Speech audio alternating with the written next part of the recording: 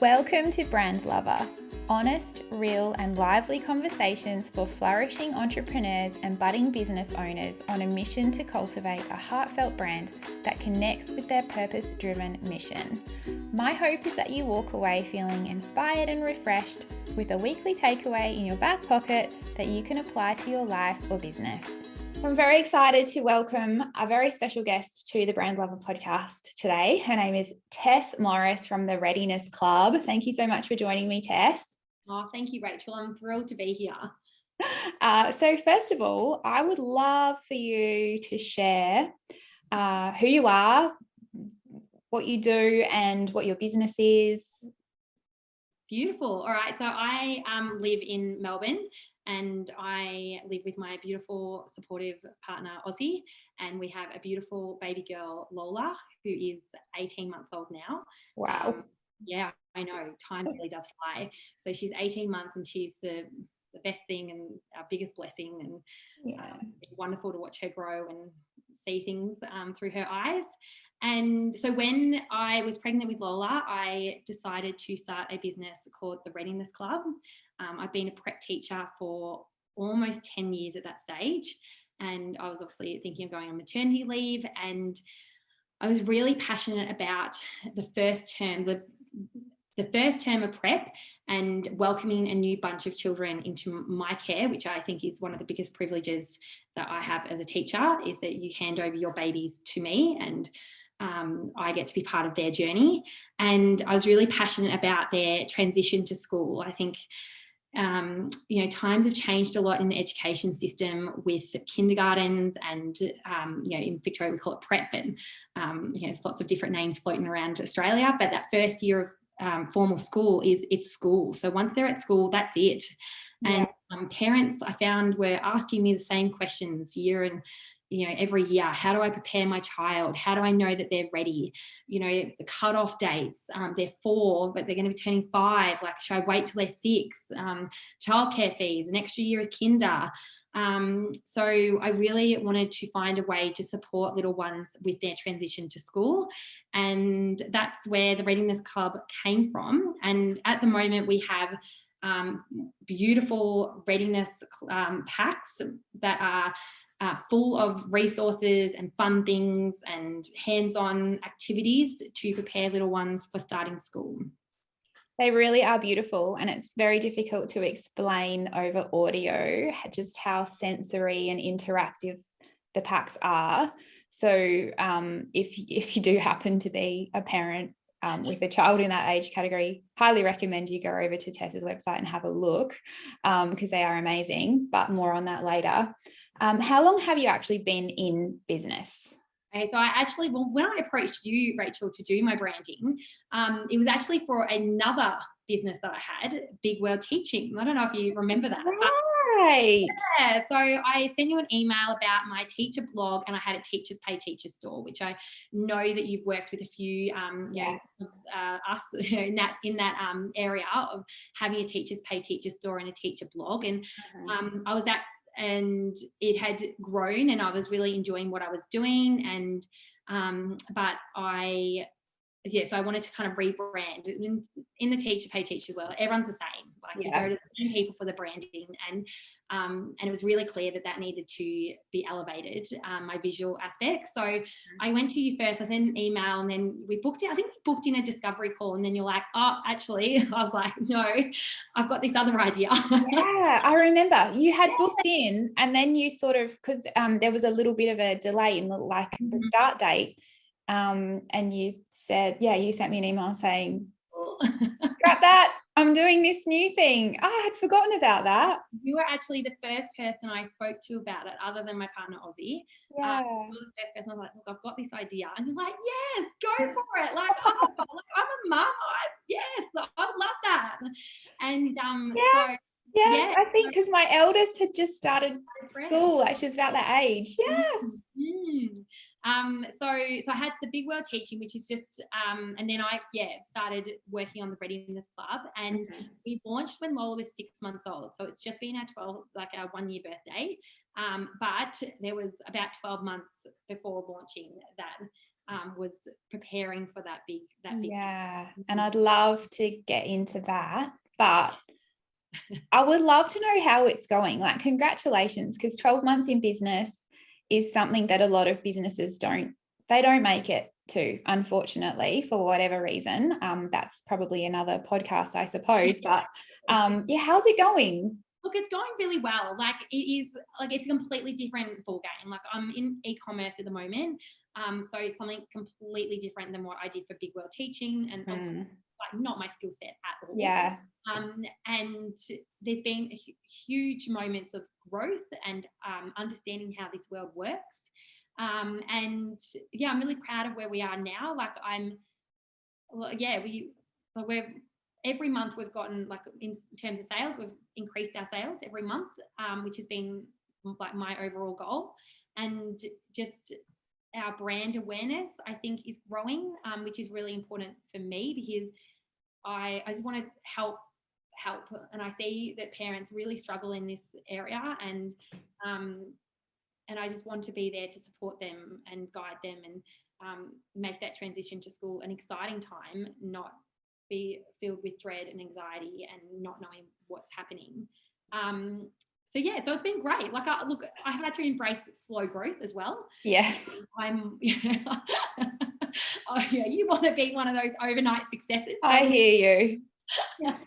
And that hasn't been the case, but it's been great, and I'm really proud of the brand and the business that I have. Yeah, so you should. So let's rewind a little. You said that it was about 12 months that you and I worked together on your brand before you actually launched or had anything up for sale. I just would like to know what your reasoning was behind doing the branding first. Like, from my point of view, I always preach to do that. However, unfortunately, there's just not enough education with new small business owners to know that that's going to, give them a really good head start and have their foundation sorted before they go and embark on investing in different marketing and that sort of thing. But how did you know that this was the right thing to do? I was part of, through Big World Teaching, I was part of a couple of other memberships, and I'd already started following, like, some of the big marketing, Jenna Kutcher's, favorites. And so I kind of knew a little bit about it, and that it's so important to get your foundations right. It's a little bit like, how everyone says about email marketing, and it's like, that it's important, but then you put it in the too hard basket, or the I don't know what to do, so you don't focus on it when you really should be. Yeah, it's a bit like that with branding. I think you dive into the product in your Instagram and your Facebook, and like selling, and whereas especially when you're building a brand that is helping people at a time when, like, a vulnerable time, you need to make sure that your branding is and your foundations are set in stone. And, like, I knew where I wanted to go with the business. So I wanted to make sure that I got that right from the beginning. And that's why I decided, I said to Ozzy, if I'm going to do this, I want to do it properly, and I want to go big. So that's why I decided to work with you at the start. And I also worked with Rachel Green from Shine Copy from the start as well, to really make sure that I was putting my best foot forward for this business. Yeah, I love that you say that, it was either basically go big or go home, and that doesn't necessarily mean like to be $1 million business straight away, but to see into the future and go, this is what it needs to be to get to there. This is how I need to show up now to set myself on the right path, is just so amazing. And I think you've done it so beautifully and so gracefully.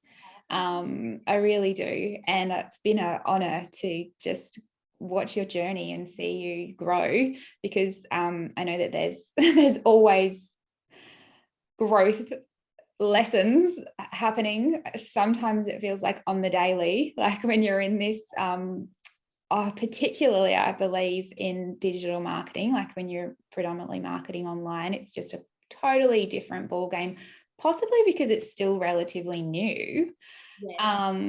But I'd love to know how going through the branding process, having a professional visual brand, having worked on your brand voice in more depth with Rachel Green from Shine Copy, who I always highly recommend. There's actually a podcast that I chatted with her as well, if anyone's listening and they want to go and check that out.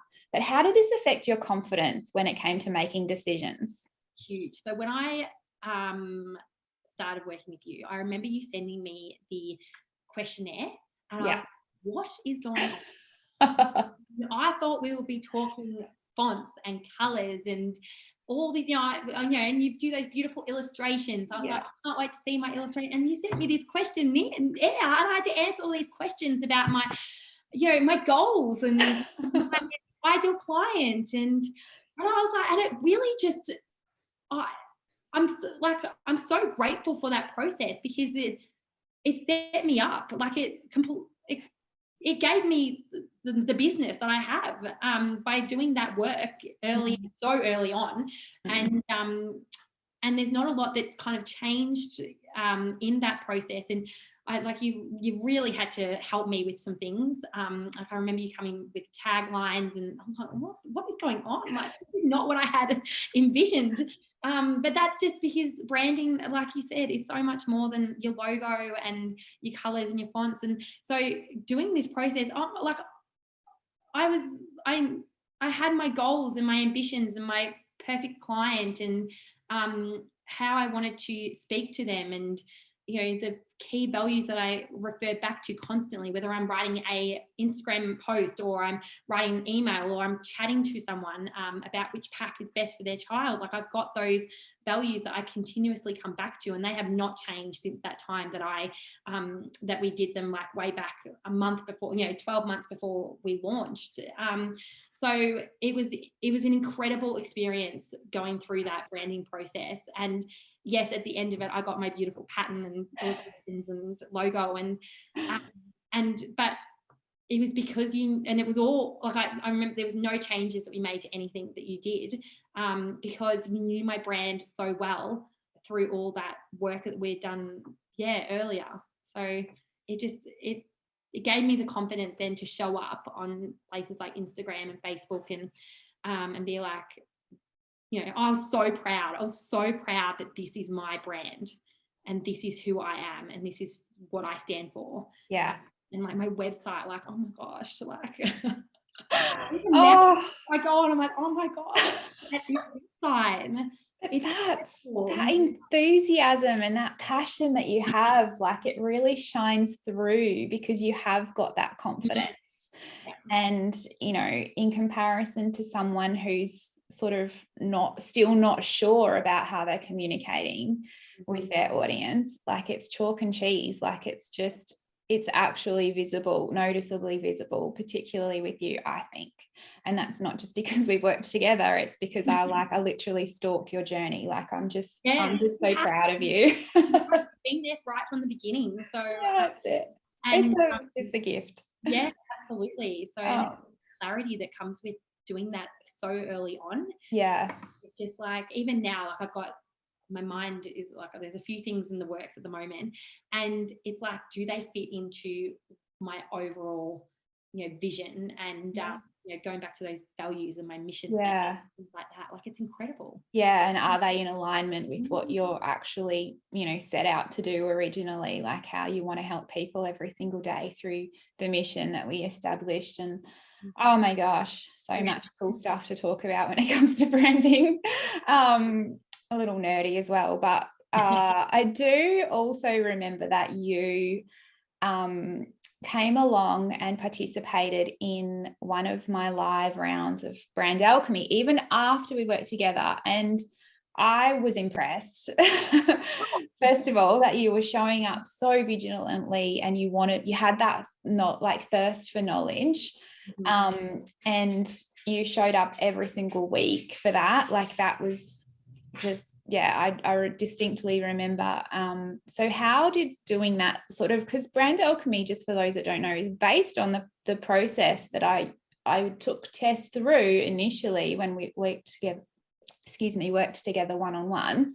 But how did going through that process not on your own, because you had my support in a group setting, but it kind of is like a lot of soul searching goes on during that time, and just sort of how did that then help you with your own understanding? Yeah, so it was about 6 months after we'd launched. So I did the initial work, and then, you know, as you do, you get caught up in the business side of things. And it really just took me back to like what we had talked about when we had discussed it in the first time. So that what did I want my brand to represent, and my tone of voice, and my values and my mission statement. So it kind of just was like a refresher, I suppose. And what I was doing, you know, 6 months into the business, was it aligning with the values that I'd set out to do? And also it gave me, like, you know, you can only take in so much. So the more that you do things and you learn from, you know, it's like every time you have a free webinar, like I jump on, even though I'm part of the membership, and like I have done lots of other things with you, and I paid, you know, we've worked together on a paid level. If you do a webinar, I'm there.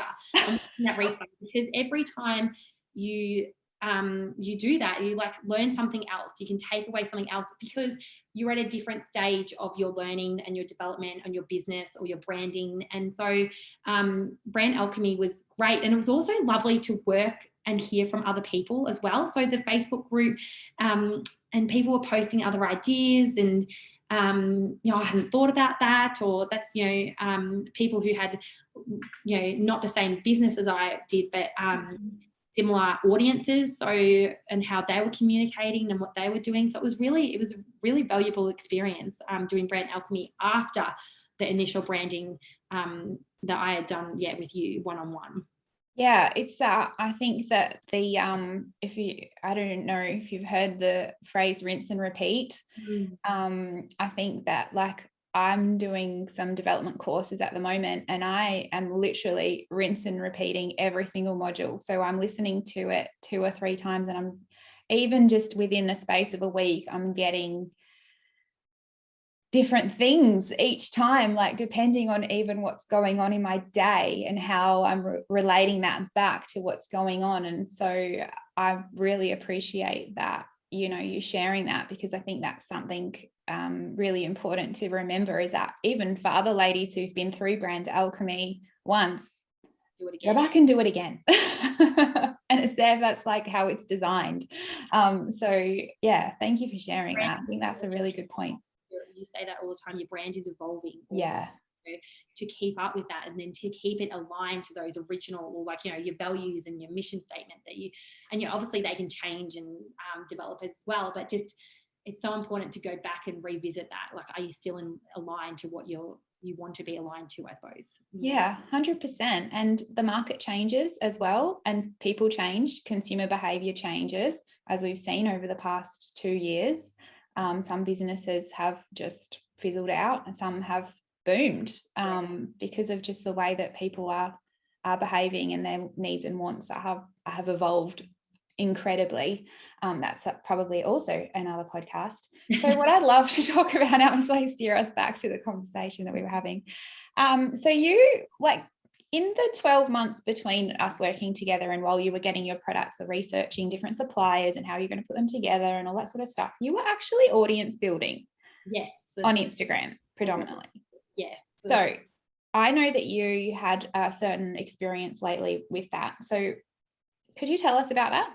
Yeah. So I had an Instagram account that I had built up over quite a few years. And so it was mainly my big world teaching that I built up my audience. And then I kind of morphed into a little bit of influencing and content creating, and like was not cut out for it. And I take my hat off to any influencer or content creator, because it is a tough gig. So I did that, dabbled in that for a little bit. And then I rebranded my Instagram account into the Readiness Club. And I remember having a conversation in the Branding Hub membership Facebook page, like, I don't know what to do. I don't want to lose my followers. That was my thing.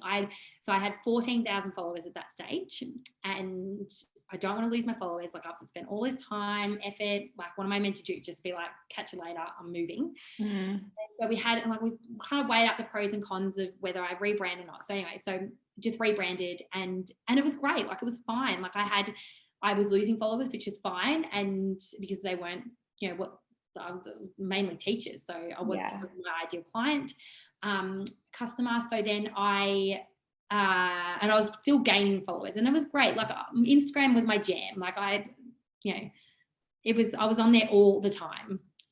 But then about 2 months ago now, I woke up and my Instagram account was gone. So I had close to 16,000 followers and it was gone. And I cried. Yeah.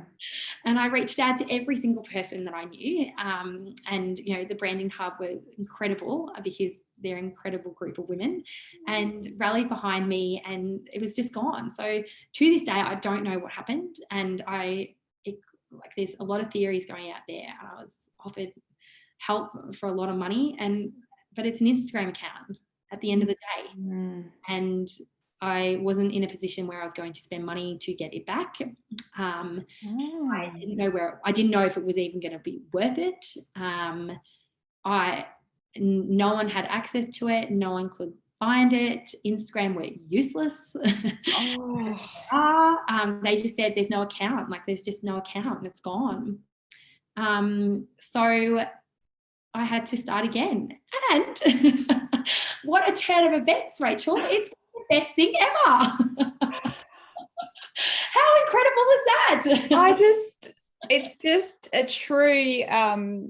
true demonstration of, you know, tragedy turning to, I don't know, a miracle. And I don't know this story, so I don't actually know what you're going to say next. All I know is a bit about how you lost and how incredibly mature you were in how you handled it. Like, I was so impressed with the fact that you just pulled up your big girl panties and started a new account, and you just kept on bloody going. Like, you didn't let it hold you back at all. No. And you had this opportunity to, like, start from scratch with perfectly aligned customers. Exactly. Yes. And so tell me, because I'm just going to go on again. Tell me what's happened. So it is that I think Instagram was all my eggs were in one basket. Yeah. So everyone tells you not to do that. But I thought I was doing a good job. Like, I had all these followers, and you know, it was working. Yeah, you were killing it.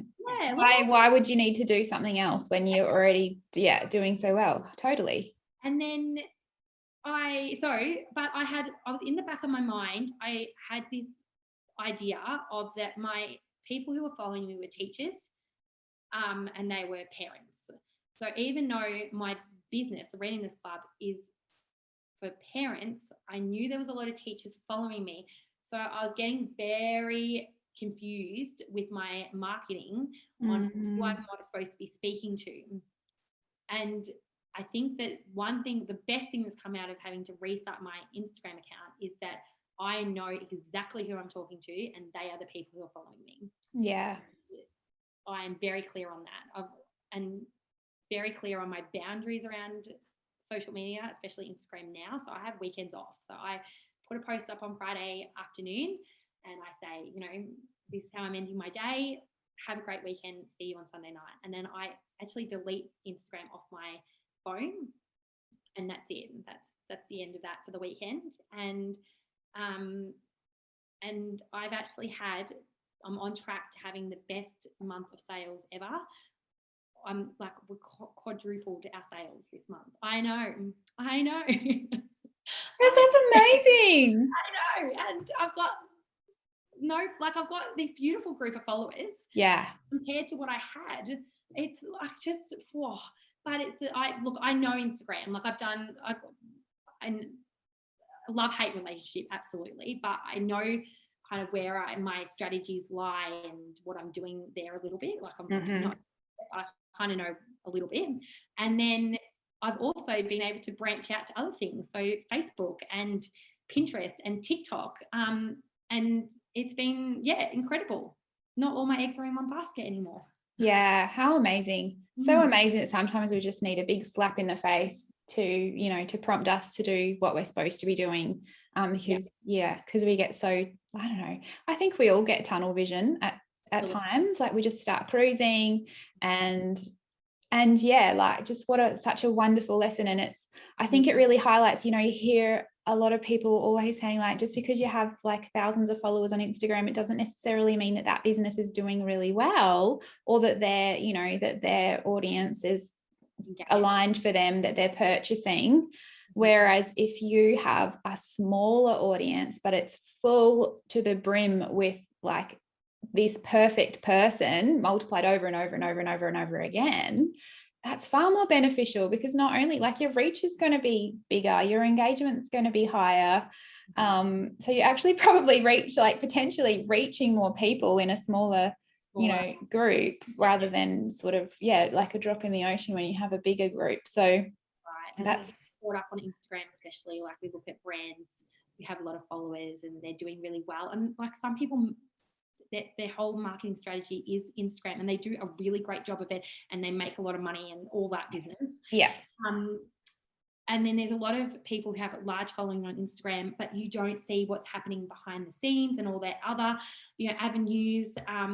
And we just get sucked into this one thing, whereas, need to make sure that it's one tool within our marketing and, toolkit, I suppose. Yeah, exactly. It's part of the overall marketing pathway. And I think we just get so hung up on numbers sometimes. Like, I know that numbers are important to examine in business. Like, you put your nerdy business analyst cap on. Yeah. But at the same time, like, I think because we are, most of, our audience is solopreneurs or sole traders, we're so personally attached, and we do compare, like we do fall into that trap, and it's very difficult. So I love that this story highlights that, you can be so much more successful with a smaller following. Like, how amazing. I'm so happy for you. Yeah, it's been great. So good. So good. Who would have thought? Okay, well, I mean, on that, my next question was that I had planned out for this discussion was, what's your biggest lesson in business so far? Don't throw all your eggs in one basket. Absolutely. And like, you can't please everyone. And you're like, and I think that now I'm really tuned into supporting parents and how I can support them and really speaking to them. And it has been a really big shift. Yeah. Really quickly, because that only happened 2 months ago. Yeah, really quickly.